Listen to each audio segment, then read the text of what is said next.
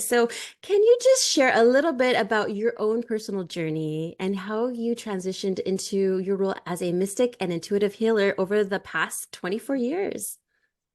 Yeah, well, it didn't start off quite like this, although it did. I was quite intuitive when I was a young girl, but you're just you when you're little, so you don't know until you're out there who you really are and who you're not, based on others' reactions. So I started off, I was adopted out of Chicago and I was brought into a beautiful family.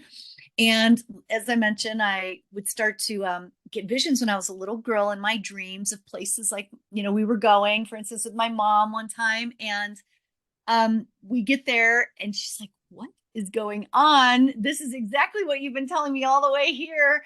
And she froze and she would get scared. And I interpreted that as it being not good. Don't talk about these kinds of things. And so my intuitive story from that moment began, to kind of get pushed down. And in her defense, that would be a little creepy sometimes. Like, oh my gosh, my child just did what? And so, but then the years went by and it got a little tricky in my house. There was alcoholism there for sure, and mental health issues as well with my adopted family. But they meant well. It was just the struggle of their own trauma and their life, but I could no longer take it. So I moved out quite young, right after high school, 17 years old, and I started to go out into the world, into Chicago, where I lived, and started working in the city, got into the financial industry. I was a flight attendant for a while for Midway Airlines, and I did the finances where I stayed for a while. But during that time, my health was having a hard time because of, I didn't have much money. So the food choices I was making wasn't good at all. And, and I said, I got to help myself. And I'm pretty sensitive. So I couldn't go by the way that some of these doctors wanted to take me. So I went my own way and I dove into holistic organic foods in the early 90s. I was drawn to yoga. So I started my yoga journey then. I actually started when I was a little girl. My adopted mother and I would do it together, and she was pregnant with my brother. And so I think it always had that warmth in my heart. But then I really got into it, started getting massage, like all these things to heal me. And it just got so big on the inside that it started to pour over into my outer world. So I could no longer kind of be a broker anymore and any of that. And I said, you know what, it's time to go. And I left the comfort of the financial industry and I went into healing work in the late 90s, early 2000s, and I've never looked back. That is awesome. And there's times that I really enjoyed the 90s, and then there's times that I'm like looking back now to the 90s, I'm like, we lived in hell. Oh, right? Yeah. Yeah. It The was rough. the programming and everything, the competition between like the classmates in school, like who you thought you were your friends, or like not even your friends, or just like frenemies. Frenemies. Right. Yes. And I love that whole holistic aspect of everything.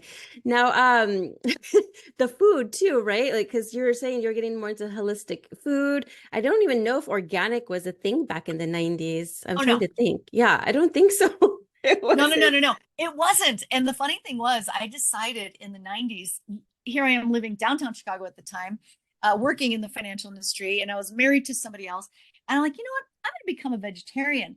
It was because of what I was reading, and my body just wanted it. I found this book called Eat Right for Your Blood Type.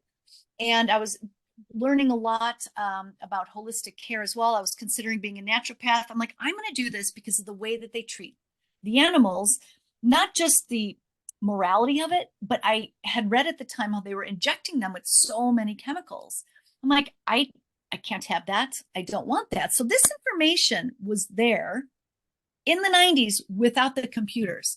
So this information has been around for a long time. I just want to remind people. And even like traditional Chinese medicine, they teach you to eat certain ways with the seasons. But I could find the food nowhere. There was like one Whole Foods on the west side of the city that I would have to drive to. And when I wanted to be a vegetarian, my Catholic upbringing, most of the people in Chicago at the time, like, what it's not Good Friday. Like, what do you mean you're not eating meat? Like, they couldn't, it took me like a half an hour to order a taco. It really did. I was like, no meat, just the beans and the rice and nothing, like crickets. They couldn't understand it. So it was pretty tricky. Right. I can imagine. Yeah. I mean, like, I was a weight loss consultant before for many years back in the day, back in like the early 2000s. And I remember I'm like, when you go to the restaurants, you are the one ordering. You get to go ahead and select what you want to have. So if you wanted to say, hey, don't add butter, don't add dressing, don't add this, you're allowed to. So we have to just use that voice to speak up for what our body wants because we don't want all that crap. At least I'm learning now. I'm learning that a little bit of a later age, but it's better late than never, Yes. because our body, I'm being more in tune to my body now and I'm really listening to it. I'm just like, wow, that's incredible, the mind and body connection that we have. It's like, why didn't I know this stuff before? But it takes time to listen to that inner guidance, that voice that tells us, hey, maybe you should put that cookie down.